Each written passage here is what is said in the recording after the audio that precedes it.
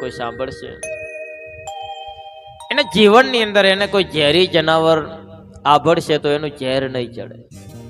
નીલકંઠ મહાદેવનું એટલો બધો મહિમા હશે કે જે ઝેર પીવે એનો કંઠ નીલો થઈ જાય. નીલકંઠ બધા જે દેવતાઓ પછી ભગવાન શિવની પૂજા કરી અને ગળાની અંદર નાગોના હાર પહેરાવ્યા.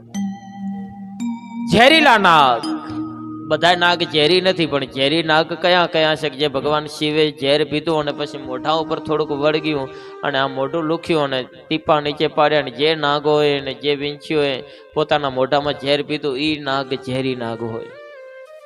બાકી દુનિયામાં નાગની ઘણી બધી જાતિઓ પ્રજાતિઓ છે, બધા જ નાગ ઝેરી નાગ નથી. કેટલાય બિન ઝેરી નાગ પણ નાગ સૃષ્ટિની અંદર છે અને કેટલા એવા ઝેરી નાગ છે કે ડહ રાખે તો માણસ જીવ ત્યાં ને ત્યાં મૃત્યુ થઈ જાય છે. અને એવા બધા જે ઝેરીલા નાગ એને દેવતાઓએ લાવી અને ભગવાન શિવના કંઠમાં લપેટ્યા.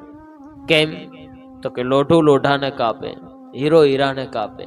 હીરાને કાપવો હોય તો સામે હીરો જોઈએ, લોઢાને કાપવું હોય તો સામે લોઢું જોઈએ.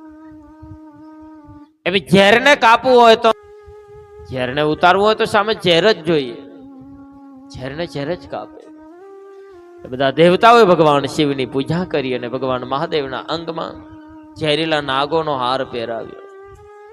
અને અમારા આદિ જગત ગુરુ શંકરાચાર્યજી મહારાજે ભગવાન શિવની સ્તુતિ લખી છે. પંચાક્ષરી સ્તોત્ર વર્ણન કર્યું છે. પહેલો નંબરનો મંત્ર એટલે કયો? નાગેન્દ્રાય ત્રિલોચનાય ભસ્માંગરાય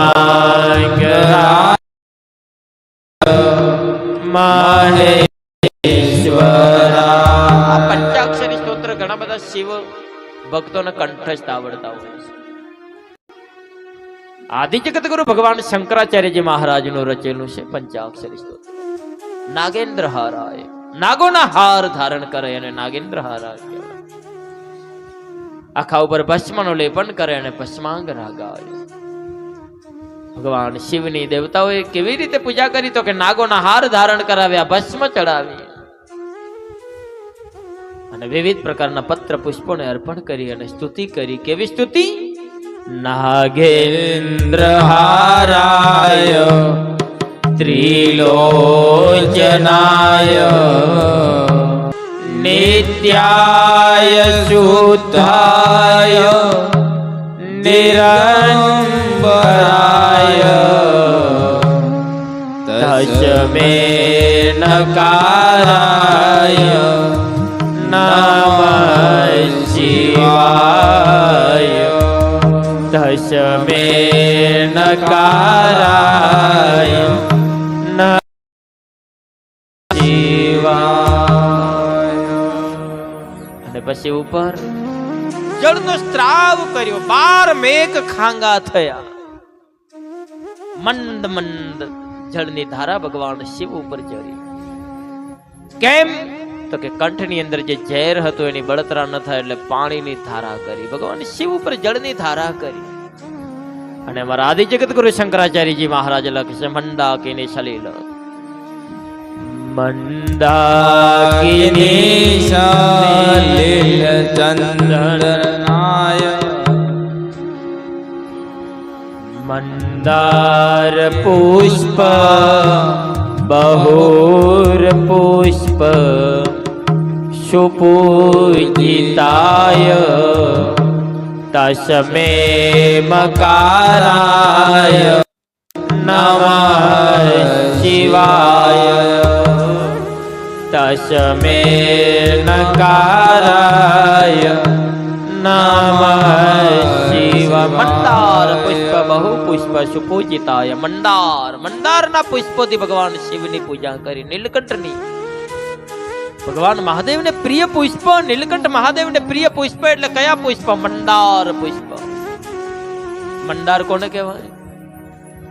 મંદારને કોઈ ના અડે ભાઈ. મંદારને કોઈ ખાય પણ નહીં. ઊંટ આવે ને, ઊંટડી બધું ખાઈ જાય, પણ એક ઝાડને ઊંટ પણ ન અડે. મંદાર. મંદાર એટલે આકડો.